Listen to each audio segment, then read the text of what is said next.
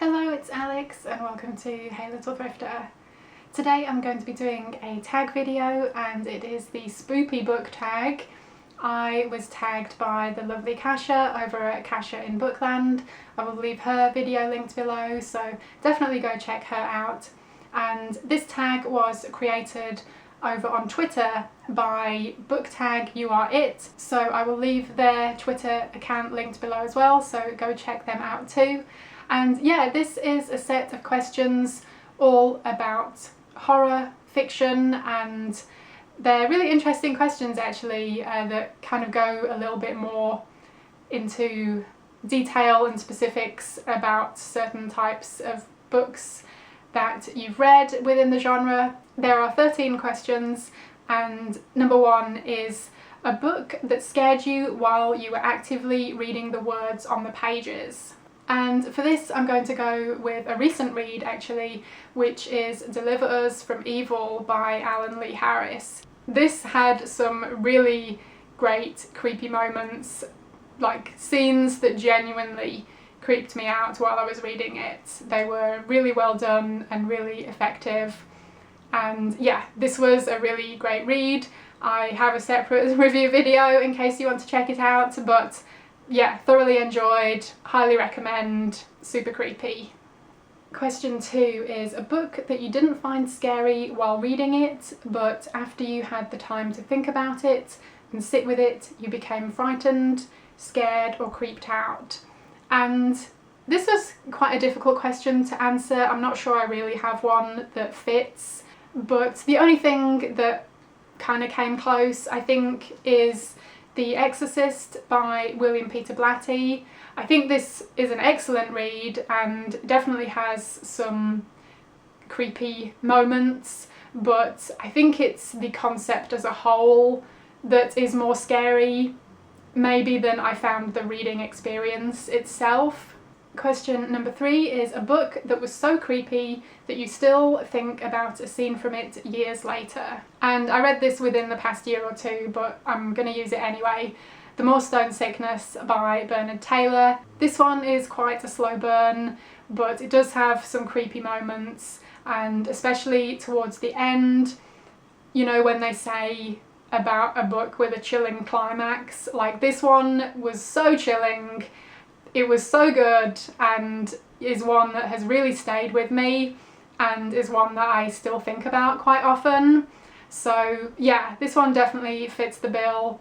It is about a couple who move to the countryside for, you know, the quiet and more peaceful way of life, but the area that they move into has some kind of sinister thing going on, which of course they become involved in unwittingly. So classic setup, but I think this one does something really unique with that basic idea.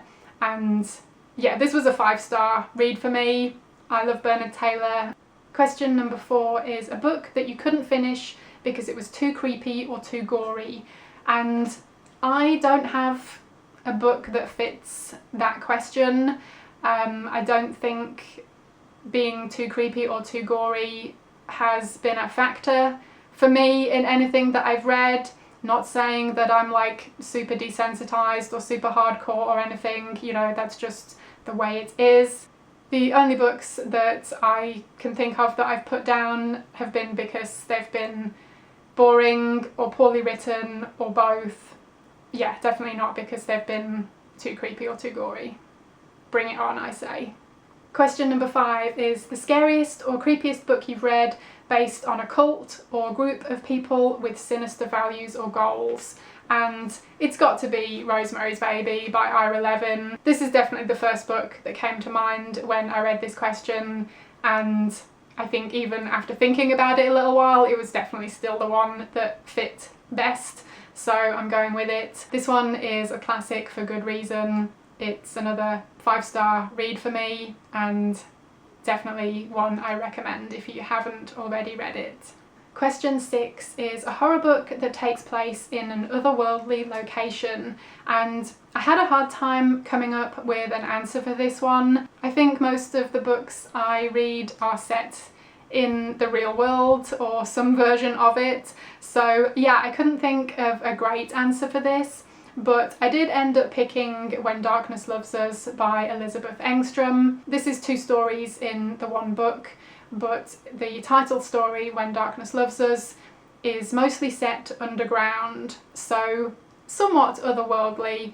And yeah, this was a really dark, in more ways than one, disturbing and unsettling story. This is one I read I think a couple of years ago, and it has definitely stayed with me. Another 5-star read, so recommendation again.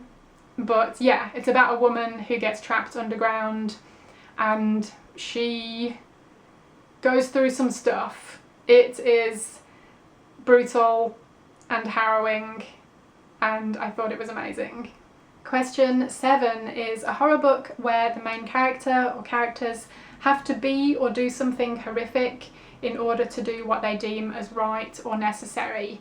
This was another interesting question that I had a hard time coming up with a good answer for.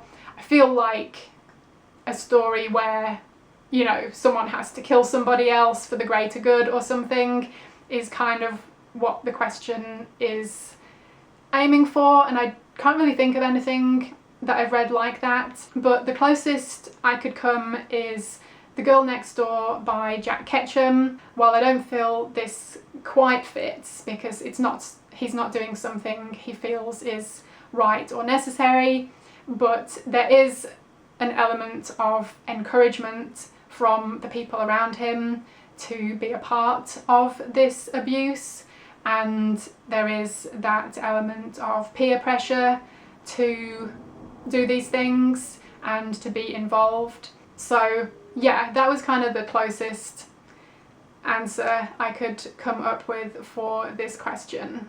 Question 8 is your favourite horror book that takes place in the summer, and I am going with Burnt Offerings by Robert Marasco. This is a haunted house story of sorts, but yeah, not your typical haunted house story. It's really, really well done. It's really effective. This was, guess what, it was another 5-star read for me. I'm just busting them all out today, and yeah, I love this one so much. It takes place in the summer, so perfect summer read if you haven't read it yet. Question 9 is a horror book that you felt like you were actually watching or reading the script for a classic horror movie. And yeah, those were the thoughts going through my mind when I read Wait and See by Ruby Jean Jensen. This is the tale of revenge of a teenage girl who was killed and her skeleton was chained underwater in the local river. This one is great. It was my first introduction to Ruby Jean Jensen, and I really, really enjoy her work. This was really entertaining and had some really good creepy moments. And yeah, there were definitely a few times while I was reading this that I felt like, how did this not get made into a horror film? Because it would totally work. I could totally see all of this playing out on the screen. So yeah, someone should get on that because this one's awesome. Question number 10 is a horror book that's not scared to utilise modern technology, i.e. mobile phones, internet, social media, robotics, etc. And I had a bit of a tough time with this one because a lot of the books I read came out before a lot of this technology existed. And yeah, the only one that I could really think of is Last Days by Adam Neville. This is about a documentary filmmaker who is investigating this cult. So there's a lot of film related stuff going on, and it has, some of the story has a found footage type element to it, which yeah, is kind of another one that I could see playing out on the screen actually. And I know movie making is hardly a modern invention, but it was kind of the closest I could get to answering this question. And yeah, that's another really great read. I really enjoy his writing style. The more the protagonist is researching this cult, the more layers he uncovers, and yeah, it just goes deeper and deeper. Question number 11 is a horror book that was written before the year 2000 that you felt was ahead of its time. and I'm going with another fairly recent for me read, which is The Gilda Stories by Joelle Gomez. This originally came out in 1991, and essentially it's a vampire story, but it is still quite a unique take on the vampire, and this one is told over different time periods, starting in 1850 and over the next 200 years. So there is actually a chapter that takes place in 2020, which is super weird to read during 2020, and there were definitely a few elements that she wrote that were strangely spot on, especially regarding technology and the environment. And needless to say, this is another really excellent read that I highly recommend. Question 12 is a book that you feel greatly changed or influenced the horror genre for years to come. And my first thought for this was Rosemary's Baby by Ira Levin. This one definitely includes a lot of elements that are now considered tropes within the genre. This book originally came out in 1967, and I think it definitely had an impact on the horror genre. But I did want to mention another book because I already used Rosemary's Baby for an earlier question, and I'm going with The Haunting of Hill House by Shirley Jackson, which I think had a huge influence on horror and specifically haunted house stories. Again, there are a lot of tropes that we know nowadays that came from The Haunting of Hill House. Shirley Jackson was way ahead of her time, and The Haunting of Hill House came out in 1959, which is pretty bonkers if you think about it. So yeah, I think it had a huge impact on the genre even today, as yeah, so many things take inspiration from it, whether directly or indirectly. Okay, and the final question, question 13. A horror book that is so unique that you've yet to come across anything like it. And it has to be The Cipher by Kathy Koja. This is about two characters who find a hole in a storage room of an apartment building, and when they put things into the hole, they come back out transformed in some way. They become obsessed with it and push things further and further. And yeah, this is totally unique. I think both the story and her writing style are really their own thing, and this book became an immediate favourite of mine when I read it, and Kathy Koja became a new favourite author of mine, which has only been confirmed since reading more of her work. She is absolutely amazing. I know I've said it 100 times, but it's totally worth saying again for anyone in the back that didn't hear me before. Kathy Koja is amazing, and it's actually being reprinted in September, which is right around the corner, so I really hope more people read it. So that was the Spoopy Book Tag. Thank you to Kasha for tagging me, and thank you to Book Tag Your It for creating the tag.